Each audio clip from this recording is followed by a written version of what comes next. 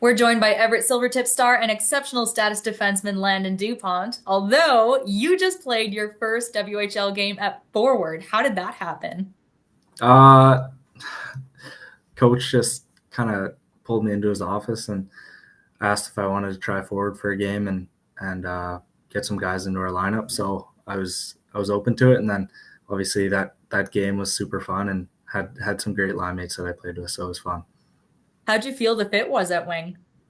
It was a little hard at first, like especially in the D zone, just knowing what your role is and where to go. But you know, after the first period, you kind of just pick up and obviously after watching your other fellow wingers, you kind of just watch after them and pick up their habits. I know you played a couple games forward in minor hockey and stuff, but what's more nerve-wracking? Your first WHL game, period, or your first WHL game at a new position? I think I was more nervous for the new position first game. Um, like I said, I just had no clue what I was doing out there in the first period, and obviously playing your own position that you've been playing your whole life, you, you kind of expect what's going to happen in that game. But um, as a D man playing forward, I had nothing, I had no expectations going into that game. I mean, you're putting up points like a forward right now, up to 46 in 43 games so far. Did you set any goals for yourself at the start of the season? Maybe not on paper, but in the back of your head about what you wanted to achieve? I've set goals. I like setting goals for myself, but the goals I set for myself aren't really stats. They're just making sure that I'm getting better each and every day and helping my team win whenever I can. So I think no, I didn't place any point stats, but obviously I set other goals into my head.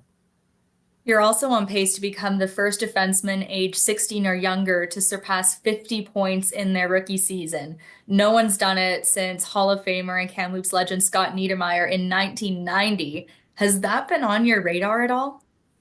It's in the back of my mind a bit, but like I said before, I just like to do whatever I can to help my team win each and every night, and that's the end goal is for a championship, and our team's well on our way to do that.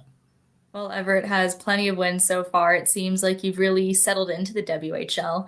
But has your approach to the game changed at all from the start of the season now that you have a sense of what things are like at this level? Yeah, obviously after half of the season, you kind of know what to expect every night, and obviously playing those teams, you kind of get a feel for the league and the physical contact, and obviously the structure is a big thing. And I feel like halfway into the season, you kind of memorize your own structure, which helps a lot. And just these are the dog days of the season, and just finding ways to pull out wins is the best thing. You guys had a really tough test against Spokane last week. You've got Medicine Hat this week. How important are these tests against high-end teams with the playoffs less than 2 months away? Yeah, I think they're huge. Obviously, those are two great teams that obviously made new additions to their roster at the deadline. So I think just getting a feel for those close games and knowing what you have to do and what to expect come playoffs. And you haven't played them before, but from what you've seen, what could make Medicine Hat a tough opponent? They have a lot of firepower. They have some pretty skilled forwards and some skilled D-men. So I think just playing our game and being hard on their forwards and making obviously their night tough. A lot of people mention your name and Gavin McKenna's in the same sentence. How do you feel about going up against him for the first time? Yeah, it'll be cool for sure. I've never played against him, and obviously just seeing what he's done in this league, and obviously at World Juniors, it's going to be pretty cool to play against a player like that. What do you think makes him elite as a defenseman watching his game? Obviously, what people see is his obviously smarts with the puck and his plays with the puck, but I think just the way he plays without the puck and the way he can read the ice and find mates is what obviously breaks him apart from other players. Have you ever had a chance to meet him or talk to him? No, I haven't, but I might tomorrow. Yeah, that's the place to get it done, I guess.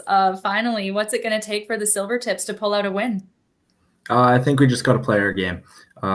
We got to play Everett hockey. We got to be hard on our sticks and hard in the corner, and then just work as a full unit, and then we'll get this win. Thanks again, Landon. Good luck tomorrow. Thank you.